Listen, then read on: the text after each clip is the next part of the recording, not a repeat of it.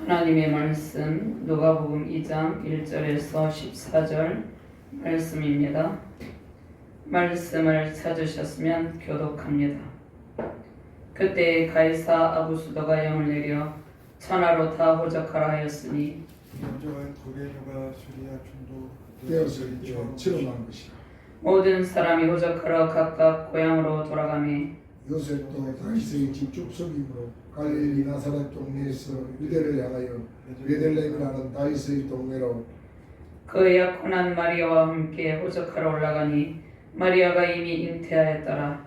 거기 있을 그때 에상을 날이 차서 첫 아들을 낳아 강보로 싸서 구유에 누었으니 이는 여관에 있을 곳이 없음이더라. 그 지역에는 저들이 밤에 밖에서 자기 형태를 지키더니 주의 사자가 곁에 서고 주의 영광이 그들을 두루비침에 크게 무수하는지라. 천사가 이르되 무수하지 마라. 보라 내가 온 백성에게 제일 큰 기쁨의 좋은 소식을 너희에게 전하노라.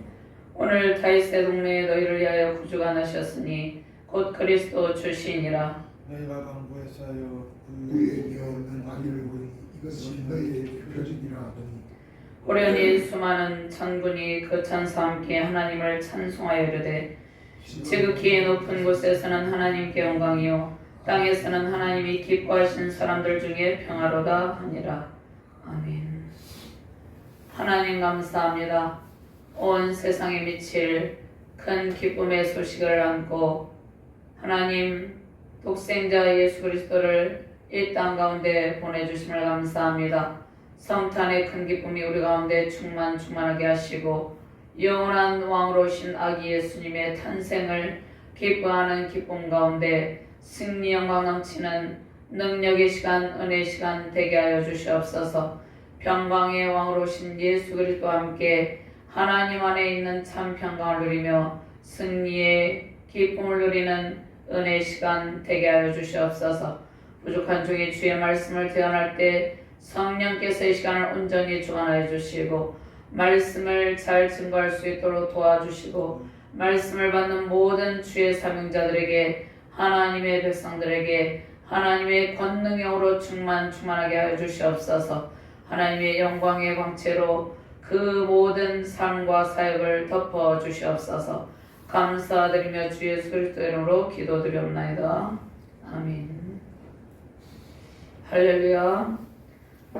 하나님의 영광과 능력과 권세로 충만한 그러한 능력의 날입니다. 하나님의 사랑이 가득한 성탄절입니다.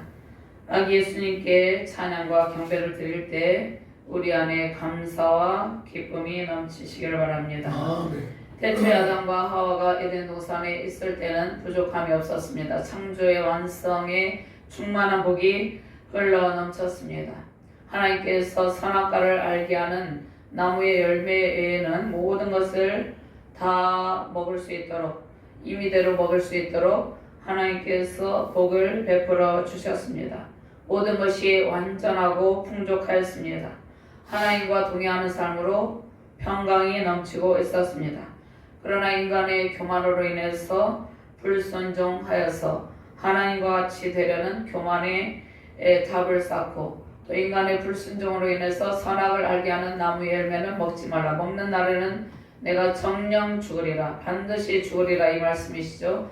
그러나 인간은 자유의지를 가지고 하나님을 거역하는 불순종의 길을 선택하고 교만의 탑을 쌓았다는 것입니다. 인간의 타락으로 인해서 하나님 안에 있는 완전한 복과 풍족함과 평강을 누리지 못하게 되었다는 것입니다. 그래서 창세기 21장에 보면 인간이 교만의 탑을 쌓습니다. 자, 인간이 교만의 탑을 쌓은 이유는 그들이 자신들의 이름을 내려고 교만의 바벨탑을 쌓았다는 것입니다. 그러나 하나님께서 강림하셔서 그들의 언어를 혼잡케 하시고 언어가 혼잡하여지므로 그들이 지면에 흩어지게 되었다는 것입니다. 자, 하나님께서 그들이 바벨탑을 쌓을 때 그러므로 그 이름을 바벨이라 하니 이는 여호와께서 거기서 온 땅의 언어를 혼잡하게 하셨습니다. 여호와께서 거기서 그들을 온 지면에 흩으셨더라 말씀하고 있습니다. 창세기 11장 9절 말씀이죠.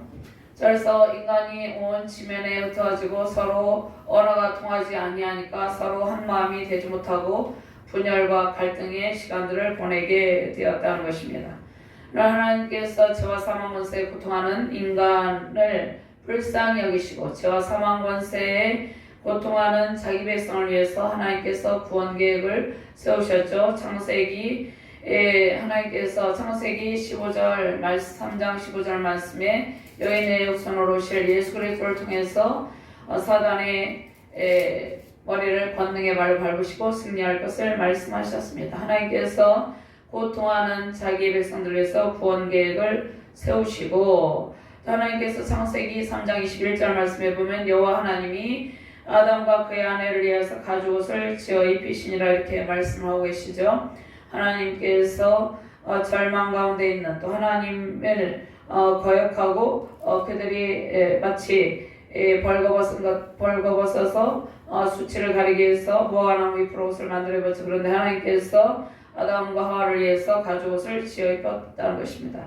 그 가죽옷은 예수 그리스도께서 모든 인류를 대신해서 흘리신 피 흘리심을 상징하고 그 가죽옷은 예수 그리스도의 의를 상징을 한다는 것입니다. 죄와 사망의 법에서 고통하고 있는 인간의 구원을 위해서 예수 그리스도께서 친히 어린 양으로 오셔서 번제물이 되셨다는 것입니다. 인간의 모든 죄를 대신하여서 십자가 형벌을 받으셨죠. 살이 찢기고 물과 피를 다 쏟으시며 절거하신 것은 우리의 죄 때문이라는 것입니다. 그리스도께서 희생의 피를 흘리심으로 우리는 그리스도의 의의 옷을 입게 되었다는 것입니다.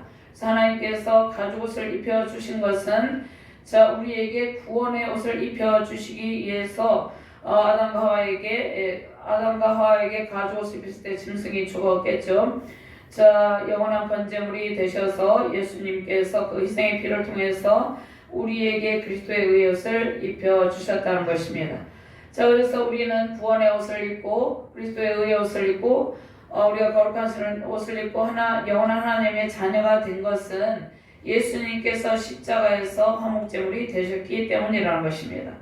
그럼 성탄절은 어린 양 대신 예수님께서 십자가를 지시고 고통의 길을 걸어가시기 위해서, 그러니까 예수님께서 성탄절의 의미는 이 땅 가운데 오셔서 십자가를 지시고 절구하며 고통의 길을 걸어가시기 위해서 우리를 구원하시기 위해서 인간의 몸을 입고 오신 날이라는 것입니다.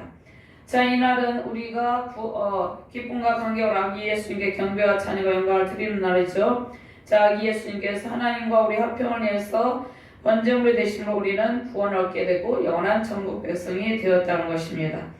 하나님의 사랑과 공의를 충족하시고 구원의 완성, 율법의 완성을 이루신 어린 양 되신 예수님께, 아기 예수님께 감사 찬양을 올려드립니다. 하나님께서 아담과 하와에게 입히신 가죽옷은 그리스도께서 피를 흘리신, 그러니까 예수 그리스도를 통해서 나타난 하나님의 사랑의 옷이라는 것입니다. 하나님께서 준비하신 가죽옷이 무엇입니까? 죄 없는 생명을 대가로 얻은 것입니다. 죄 없으신 생명은 성육신하신 예수님을 말씀하고 있습니다. 그러면 하나님께서 범죄로 인해서 고통하게 된 우리를 위해서 희생의 제도를 제초로 세우셨죠. 인간 스스로 자신의 수치와 부끄러움을 감출 수 없습니다. 오직 예수 그리스도를 통해서 우리의 수치가 제거되고 우리의 부끄러움이 제거되고 우리의 모든 절망과 사망 권세가 제거된다는 것입니다. 죄 없는 생명은 갈보리 산상의 예수 그리스도의 희생에 대한 모형입니다. 그리스도의 십자가 죽음으로 또 그리고 부활로 구원을 완성하실 예수님을 예표하고 있습니다. 그러면 아기 예수님께서 이 땅에 오셔서 우리의 죄를 대속하시고 우리에게 그리스도의 옷을 입혀주셨습니다. 그래서 사랑과 연합으로 서로 일치를 이루게 하셨다는 것입니다. 프랑스의 철학자 브라이스 파스칼은 사람은 사랑을 이야기하는 것에 의해서 사랑하게 된다 이렇게 말씀하고 있습니다. 그러니까 우리가 사랑을 이야기할 때 그 사랑은 아가페 사랑이죠. 하나님의 사랑이죠. 우리가 인간의 그러한 얄팍한 사랑이 아니라 우리가 사랑을 이야기할 때 우리의 내면에서 잠자고 있는 그 감정에 눈을 뜨게 된다는 것입니다. 그러니까 우리가 그리스도의 사랑을 이야기함으로써 우리의 내면에서 하나님의 사랑을 노래하게 된다는 것입니다. 자, 그리스도의 사랑, 그리스도의 십자가 사랑, 성육신하신 그리스도의 사랑만이 우리의 삶의 가장 큰 기쁨이 되시는 것입니다. 그럼 예수님께서는 겸손의 왕으로 오셨죠. 먼저 자, 예수님은 동정녀 마리아를 통해서 베들레헴에서 탄생하셨습니다. 지극히 존귀하신 예수님께서 가장 낮고 찬한 곳 유대 땅 베들레헴 사관 말구에서 탄생하셨죠. 자, 예수님은 로마 황제 아구스도가 영을 내려서 호적하라 할 때 베들레헴에 가서 거처할 곳이 없어서 말구에 태어나셨다는 것입니다. 자, 말라기 선지자 이후에 400년 동안 중간기 침묵 시대에 하나님께서 마치 침묵하고 계신 것처럼 그러한 중간기 침묵 시대가 있었습니다. 자, 그때 말라기 선지자 이후에 중간기 400년 동안 그 시대의 이스라엘 백성들은 질병의 고통으로 신음하고 있었고 실패와 차절과 절망과 슬픔 속에서 탄식하고 있었습니다. 죄와 사망 권세로 고통하며 신음하고 있는 백성들을 위해서 생명의 구원자로 예수님께서 탄생하셨다는 것입니다. 자, 그러면 겸손의 왕으로 오신 예수님의 본을 닮아서 우리가 겸손의 옷을 입어야 되죠. 그래서 말구 위에 오신 예수님을 생각할 때 예수님의 겸손을 생각해야 된다는 것입니다. 지극히 높은 하나님의 보좌를 버리시고 낮고 낮은 이 땅에 오신 예수님께서 겸손의 왕으로 오셨다는 것입니다. 그래서 겸손의 본을 예수님께서 보이신 것은 자, 우리를 향하신 하나님의 뜻이죠. 인간이 타락한 이유가 무엇입니까? 인간의 교만과 불순종으로 인간이 타락하게 된 것이죠. 죄와 사망의 왕노릇함으로 고통하는 백성에게 교만과 불순종, 우상숭배 죄악을 버리고 겸손의 옷을 입게 하셨다는 것입니다. 자, 그리고 가장 부유하신 예수님께서 가장 가난하게 오신 이유가 무엇입니까? 자기 백성들에게 생명을 얻고 풍성함을 누리게 하시게 하려 하심이라 말씀하고 있죠. 예수님께서 오심으로 우리는 영원한 생명과 부유함을 누리게 되었습니다. 자, 요한복음 10장 10절 말씀에 도둑이 오는 것은 죽이고 멸망시키려는 것뿐이려니와 내가 온 것은 양으로 생명을 얻고 풍성함을 누리게 하려 함이라. 자, 우리에게 예수님께서 오신 것은 우리에게 생명을 얻고 더 풍성함을 누리게 하려고 그렇게 해주시려고 예수님께서 오셨다는 것입니다.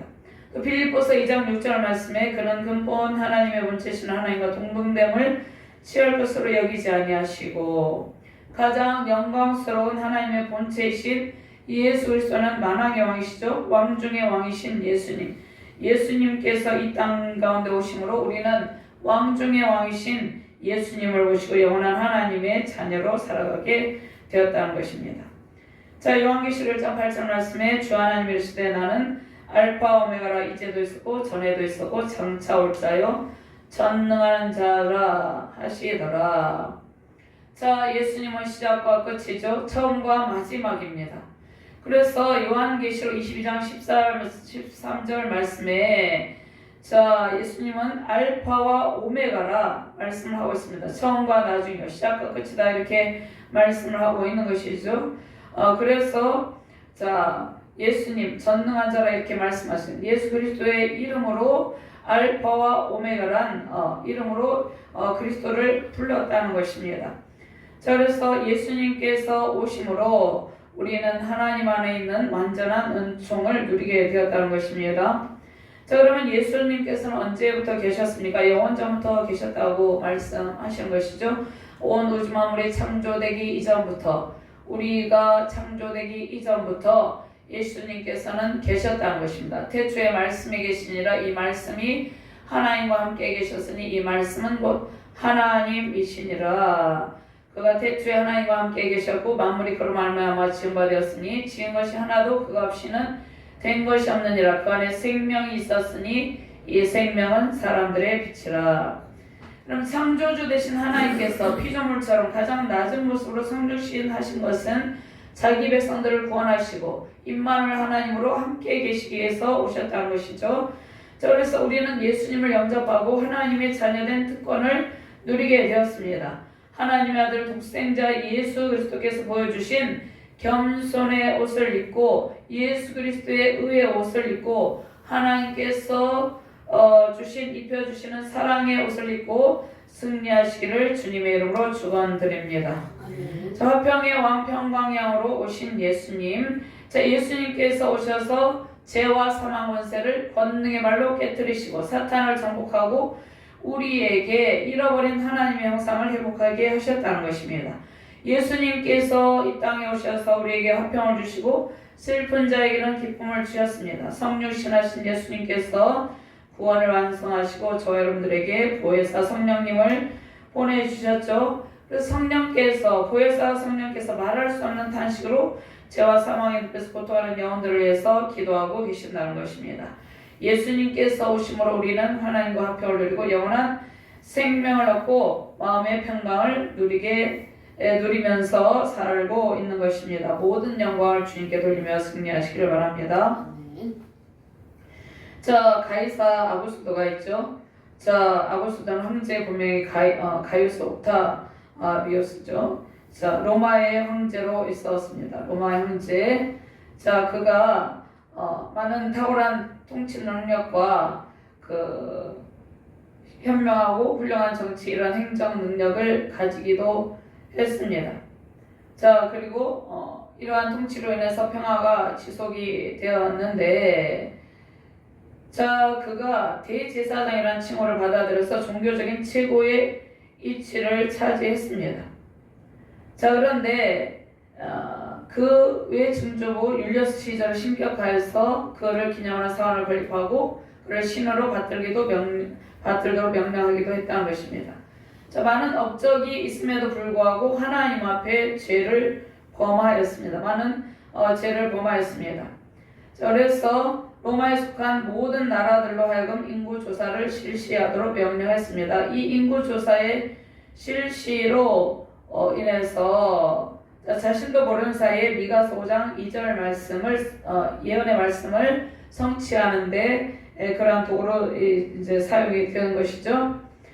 자, 그래서 가이사 아구스도가 영을 내려서 천하로 다 호적하라 하였으니 2장 누가복음 2장 1절 말씀에 말씀하고 있는 것이죠. 자, 미가서 5장 2절 말씀은 베들레헴 에브라다야 너는 유다 족속 중에 작을지라도 이스라엘을 다스릴 자가 내게로 나올 것이라. 그의 근본은 상고에 영원히 있느니라. 영은 황제의 포구령을 말합니다. 황제의 포구령.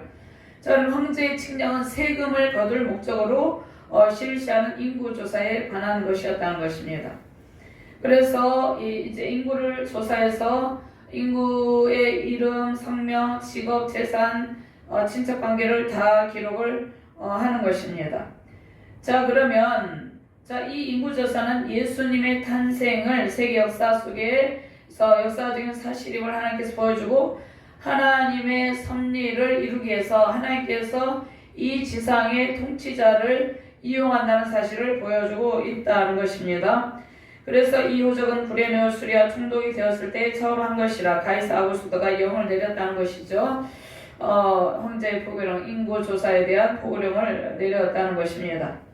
자, 이때 모든 사람이 이전 말씀같이 공감합니다. 모든 사람 호적하러 각각 고향으로 돌아가매.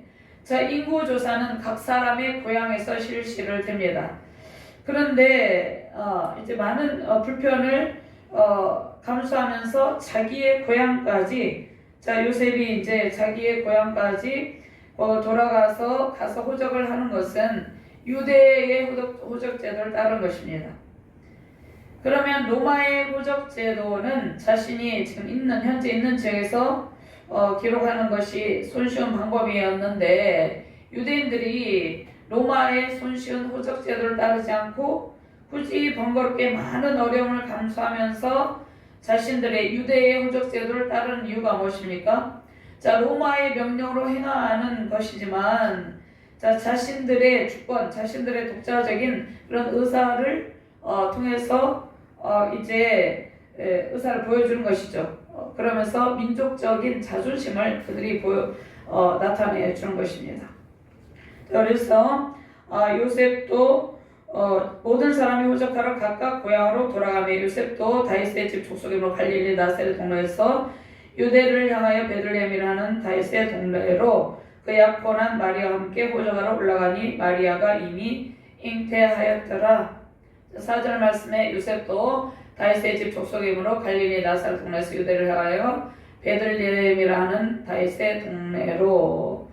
자, 그러면 여기에서 말씀에서 다윗의 동네라는 말씀이 있죠. 예수님께서 육신상으로는 사무엘 7장 13, 14, 15, 16절 말씀에 이제 다윗의 언약에 관한 말씀이 있죠. 자, 육신상으로는 다윗의 후손, 다윗의 자손으로, 다윗의 후손으로 오심을 강조하고 있습니다. 그래서 다윗의 왕가의 다윗의 후손으로 오셨지만 예수님은 만왕의 왕으로 오신 것이죠. 근데 만왕의 왕으로 오신 예수님께서 이제 초라한 모습으로 매우 비천한 모습으로 탄생을 하게 되는 것입니다. 자, 겸손의 왕으로 예수님께서 겸손의 왕으로 오심을 우리에게 알려주는 것입니다.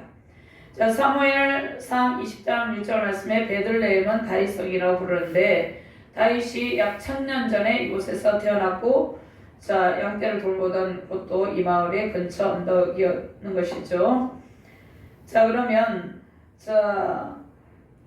미가서 5장 2절 말씀대로 성경 말씀을 읽을 때 아기가 다윗성에서 난 다윗의 후손이라는 것을 분명하게 성경이 우리에게 말씀해 주고 있는 것입니다. 자, 그러면서 정혼한 마리아와 함께 자, 요셉은 이미 아내를 마리아로 맞이했죠. 그래서 그 약혼한 마리아와 함께 호적하러 올라가니 마리아가 이미 잉태하였더라.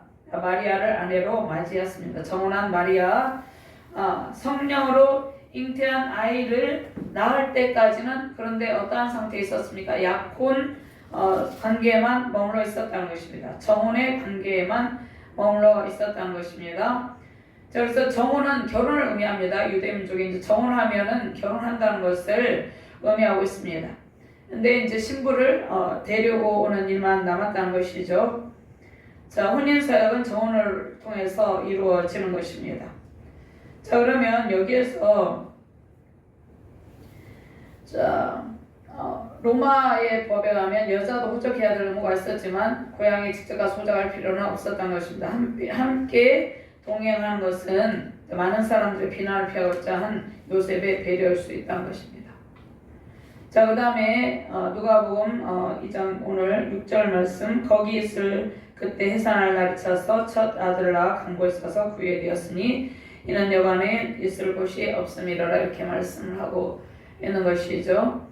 자, 해산할 날이 차서 자, 그러면 해산할 날이 찼다는 것은 그러니까 성경을 통해서 이 상세하게 이 말씀을 보여주는 것은 예수님께서 완전하신 인성을 가지고 성육신 하셨는데 그냥 갑자기 탁 태어난 것이 아니라 자, 성령으로 잉태되어서 임신과 출산 사이에 이제 기간이 지나서 아이가 태어난다는 것이죠. 임신 자체는 성령으로 잉태된 자체는 하나님의 기적적인 방법으로 이루어졌는데 이제 태중에서 아기가 자라는 것은 우리가 정상적인 인간이 아기를 잉태하는 엄마가 아이를 잉태하는 그 기간 동안 그러한 과정을 통해서 예수님이 마리아의 모태에서 자라났다는 것입니다. 그래서 예수님께서 이제 우리와 이 땅 가운데서 똑같은 성장 과정을 거치고 모든 인류의 죄를 대속하실 것을 보여주는데 그럼 예수님께서 인간의 몸을 입고 성육신 하셨는데 자, 우리와 똑같은 출생과 성장 과정을 거쳤습니다. 그러니까 예수님께서 똑같은 10달 동안 뱃속에 성령으로 잉태됐지만 있었고 또 자라는 과정이 있었습니다. 그러한 출생과 성장 과정을 거쳤는데 예수님께서 이제 그래서 우리가 인간으로서 고통받는 이러한 연약함을 다 하신다는 것입니다. 우리와 똑같이 고난을 당하셨지만 시험을 받으셨지만 근데 우리와 다른 것이 있다는 것입니다. 예수님은 죄가 없다는 것입니다. 예수님은 완전하신 인간의 모습 성육신하셔 오셨는데 우리와 똑같이 고난을 당하고 연약함을 친히 체휼하셨지만 죄는 없다는 것입니다. 히브리서 4장 15절 말씀에 우리에게 있는 대제사장은 우리의 연약함을 동정하지 못하실 리가 아니요 모든 일에 우리와 똑같이 시험을 받으신 이로되 죄는 없으시니라. 예수님은 우리가 다른 것이 죄가 없다는 것이죠. 누가복음 2장 7절 말씀에 오늘 7절 말씀 같이 봉독합니다. 첫 아들을 낳아 강보로 싸서 구유에 되었으니 이는 여관에 있을 곳이 없음이러라. 첫 아들이다 이렇게 말씀하죠. 첫 아들. 그러면 외아들이 독생자인데 하나님께서 이제 독생자 예수 그리스도를 보내셨는데 마리아에게는 첫 아들이다 이렇게 말씀하고 있습니다.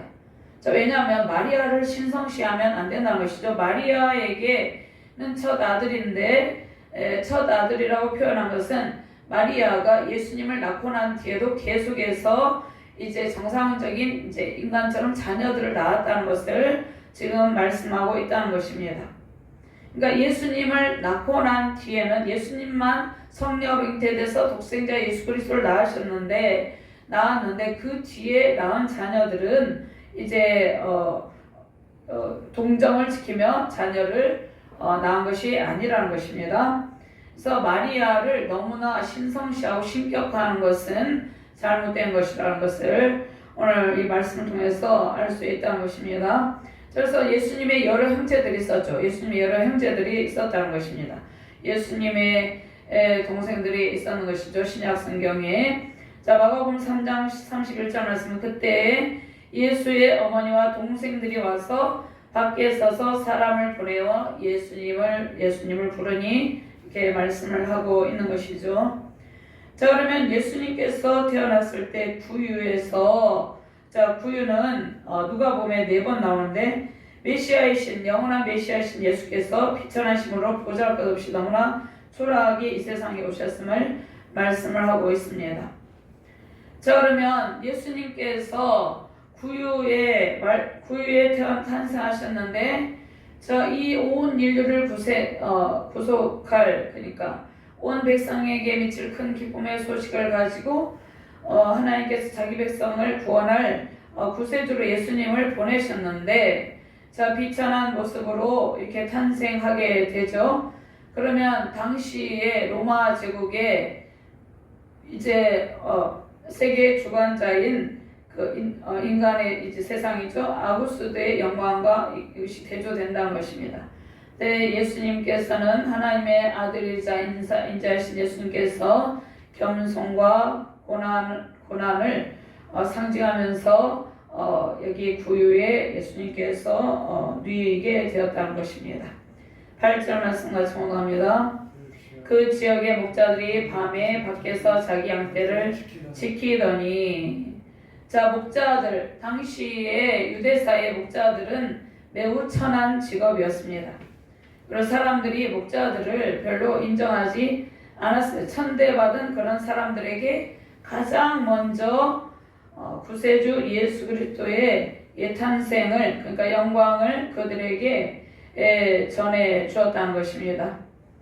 자, 예수님께서 선한 목자처럼 인류를 위해서 오셨는데 여기에서 사람들이 인정하지 않은 목자들 매우 천대시 여기는 그러한 직업을 가진 그 목자들에게 예수님의 탄생의 소식이 전해졌다는 것입니다.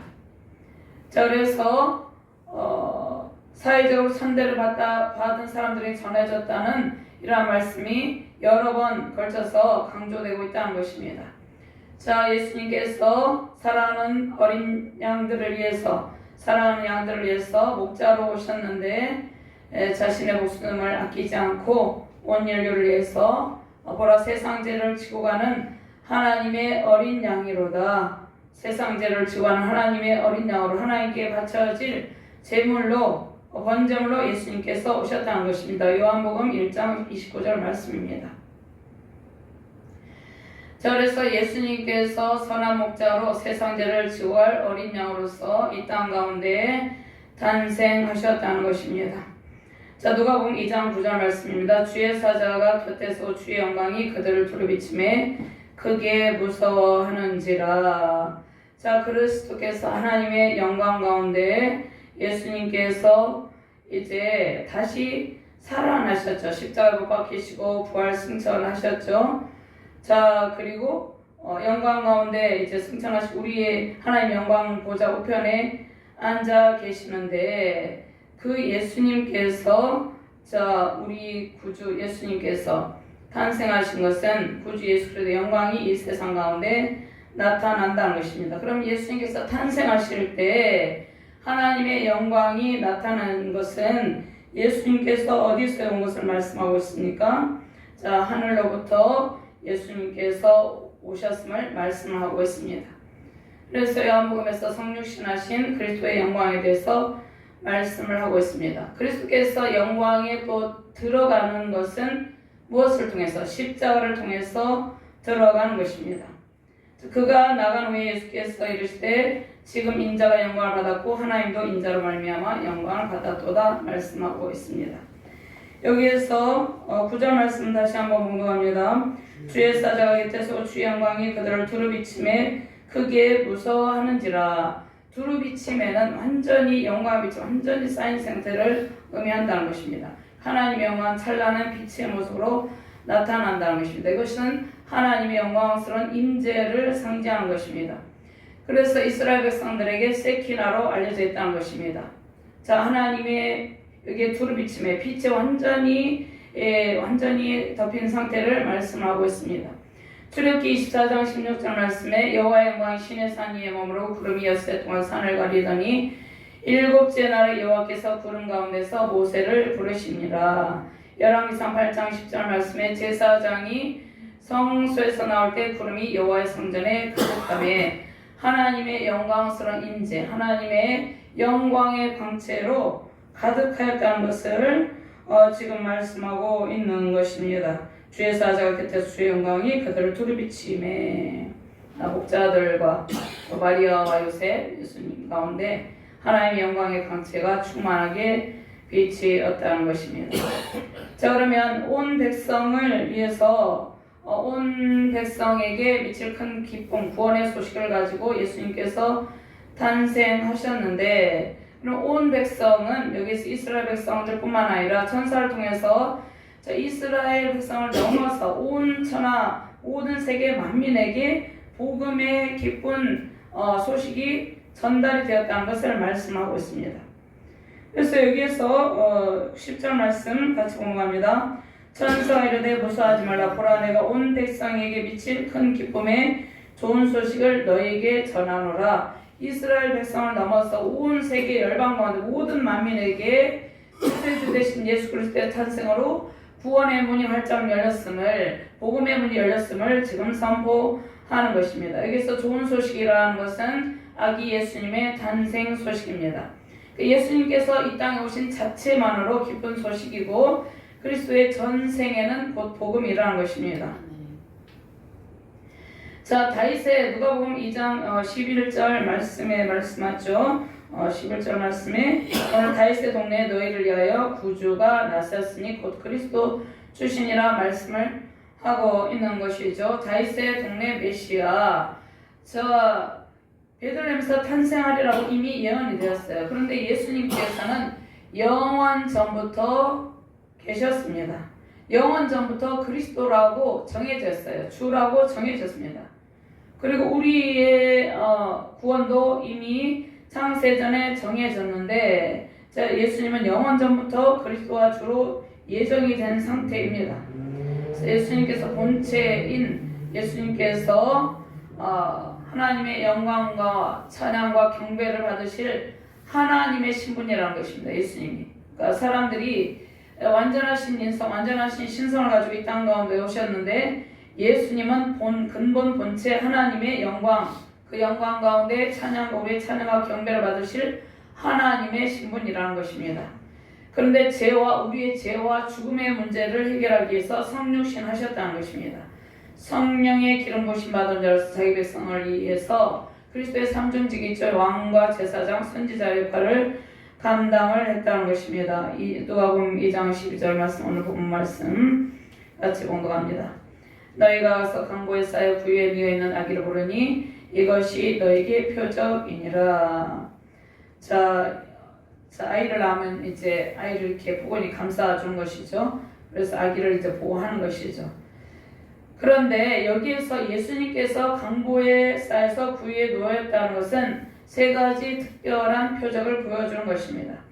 자, 천사가 목자들에게 이미 예언한 시기에 그 장소에서 한 아기가 태어났습니다.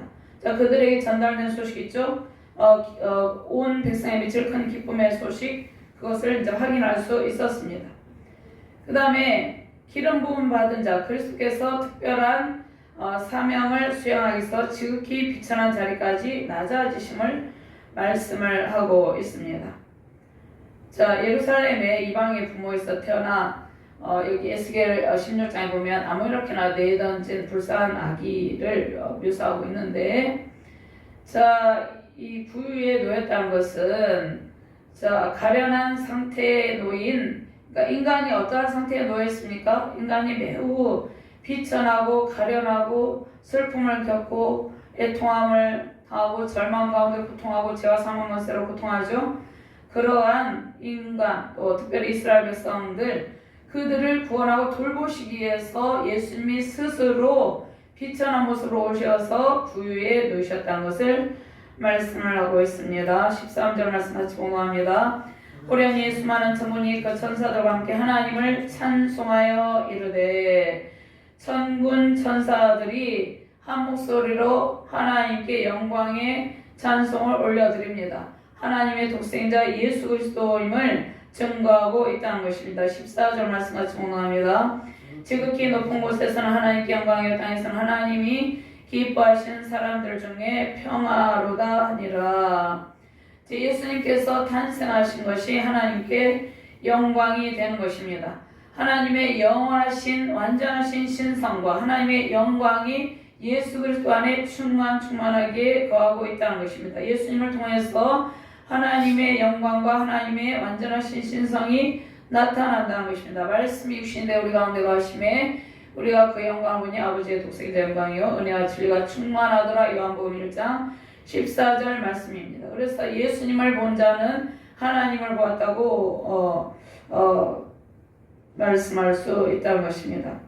그 다음에 예수님께서 구속사를 통해서 많은 사람들이 하나님께 영광을 돌리고 예수 그리스도의 영광을 찬양하게 된다는 것입니다. 자, 땅에서는 평화로다 이렇게 말씀하죠. 자, 예수님께서 오셔서 이 땅 가운데 어떠한 상태에 있습니까? 많은 사람들이 전쟁으로 또 질병으로 고통받고 서로 원수된 사이, 또 하나님과 원수된 사이에 있었습니다. 그런데 예수님께서 오셔서 사람들 가운데 막혔던 그 벽이 허물어지고 화해를 이루고 평화를 이루게 되었다는 것입니다. 에베소서 2장 14절 말씀에 그런 우리의 화평이신지라 둘로 하나를 만드사 원수된 것 곧 중간에 막힌 담을 자기 육체로 하시고.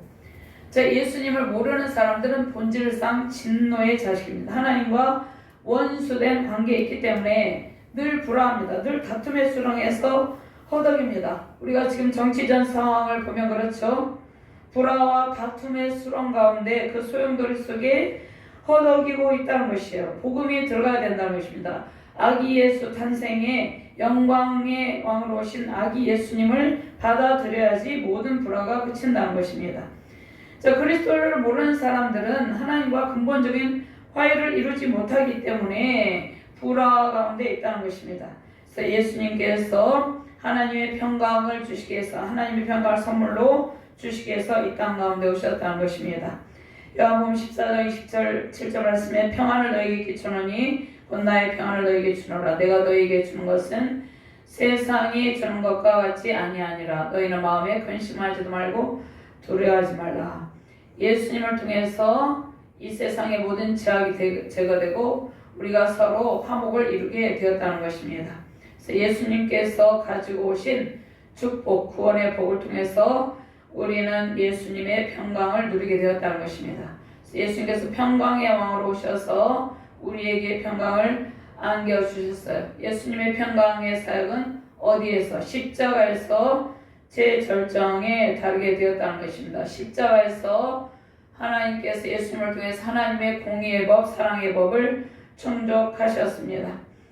자, 목자들은 그들이 천사들로부터 들은 것과 똑같은 것을 그들이 이제 확인을 하게 된 것이죠. 그래서 하나님께 영광과 찬송을 올려드립니다. 자, 베들레헴의 말구에 오신 아기 예수는 우리의 찬양과 경배를 받기에 합당하신 성육신하신 하나님이라는 것입니다. 말씀이 육신되 우리 가운데 가심에 우리가 그의 영광을 보니 아버지의 독생자 영광이 은혜와 진리가 충만하더라. 예수님은 우리의 찬양과 경배를 받으시기에 합당한 성육신하신 하나님 자신이라는 것입니다. 아멘. 자, 우리는 성육신하신 예수 그리스도를 믿고 성령의 기름 부으심을 받고 내주하시는 성령님의 인도하심 속에 살아가고 있는 것이죠. 그런데 하나님은 온 인류에게 성령을 부어주시고 구원의 은총을 주시는 것이 하나님 아버지의 뜻이라는 것입니다. 성탄의 기쁨의 좋은 소식은 잃어버린 양들이 주님께로 돌아오는 것입니다. 구원의 초청에 응답하시고 승리하게 하신 하나님께 모든 영광을 돌려드립니다. 세계 모든 민족과 열방이 구원의 기쁜 이 좋은 소식을 듣고 하나님께로 돌이키기를 간절히 소망합니다. 성탄의 기쁨을 노래하며 하나님과 화목을 이루고 서로 평화와 평강을 누리며 하나님의 사랑 안에서 승리하시는 복된 가정과 교회 우리 대한민국 열방 되기를 주님의 이름으로 축원드립니다. 하나님 감사합니다. 온 세상에 큰 기쁨의 좋은 소식을 가지고 오신 아기 예수님의 탄생을 찬양하며 경배해 드립니다. 우리 안에 하나님의 평강으로 충만하게 하시고 하나님의 평화가 우리의 평화가 되게 하여 주시옵소서.